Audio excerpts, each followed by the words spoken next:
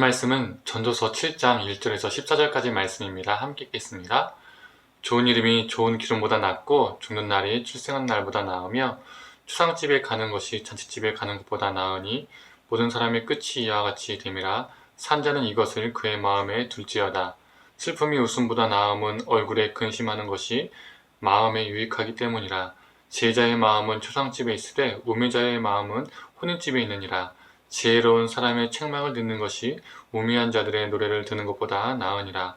우매한 자들의 웃음소리는 손 밑에서 가시나무가 타는 소리 같으니 이것도 헛되니라.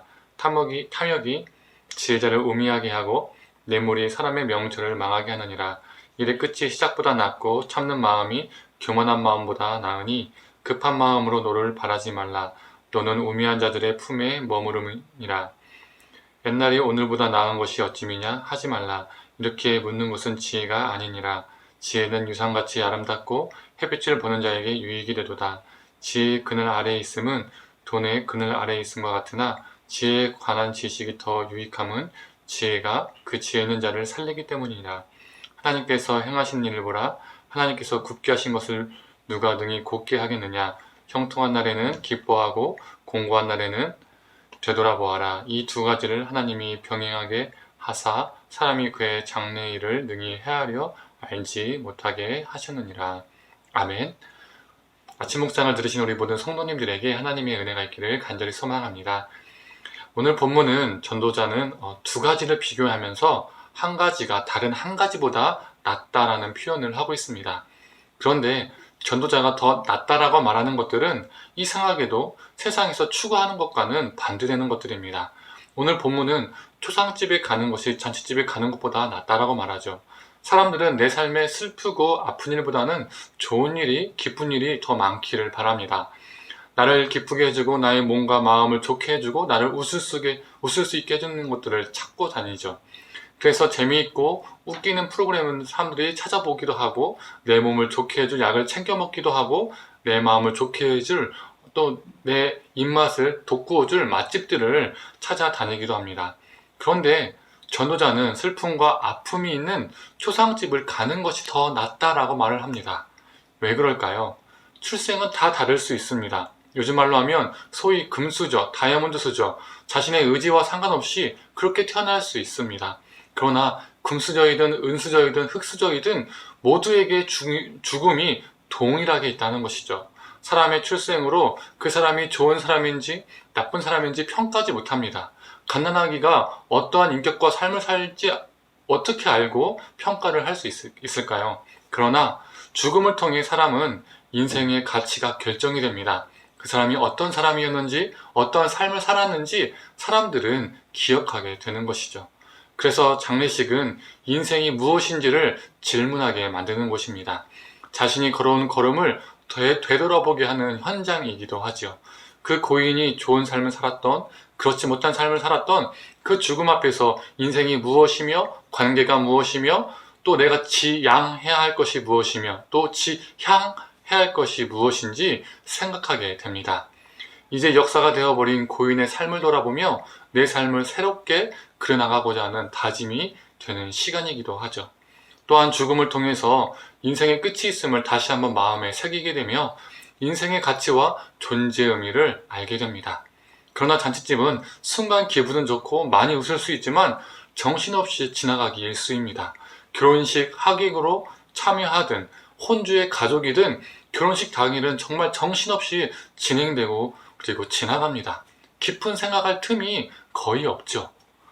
그래서 잔치집보다 초상집에 가는 것이 더 낫다라고 전도자는 말하고 있는 것입니다. 또한 전도자는 지혜로운 사람의 책망을 듣는 것이 우매한 자들의 노래를 듣는 것보다 낫다라고 말하고 있습니다. 사람은 어떤 존재인가요? 책망보다는 노래와 같이 마음을 즐겁게 해주는 것들을 좋아합니다. 설교도 따가운 설교보다는 노래처럼 부드럽고 달콤한 설교를 좋아합니다. 그러나 책망을 하는 자가 지혜자라면 그 책망이 따가운 책망일지라도 그 책망이 나를 아프게 할지라도 우리는 그것을 기꺼이 수용할 자세가 필요합니다. 그래야 우리가 돌이킬 수 있는 기회를 잡을 수 있습니다. 우리가 성장하고 성숙할 수 있는 기회를 잡을 수 있는 것이죠. 그런데 전도자는 이 지혜자도 완전하지 못하다라고 말을 하고 있습니다.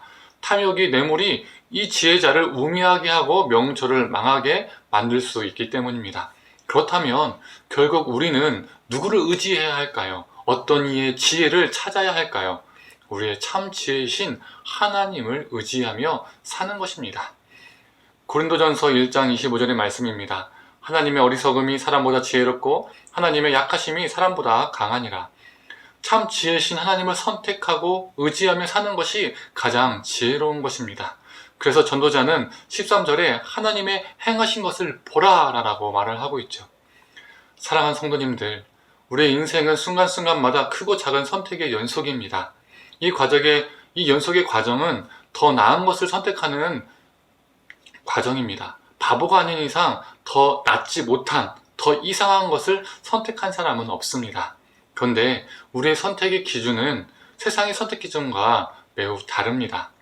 세상에서 더 나아 보이는 것이 우리에게 더 낫지 못한 것일 수도 있습니다. 반대로 세상에서 더 낫지 못한 것이 우리에겐 더 나은 것으로 다가올 수 있습니다. 그래서 어렵습니다. 그 선택이 어려운 것이죠. 진정으로 우리에게 유익이 되는 것을 선택하기 이전에 우리는 바른 선택을 할 수 있도록 지혜를 주시는 하나님을 먼저 선택해야 합니다. 우리에게 가장 최고의 유일한 선택은 바로 하나님입니다. 하나님을 의지함으로써 세상의 기준이 아닌 하나님의 기준으로 더 나은 것을, 더 선한 것을, 더 유익한 것을 하나하나 선택해 나아가는 저와 우리 성도님들 되기를 간절히 소망합니다. 함께 기도하겠습니다.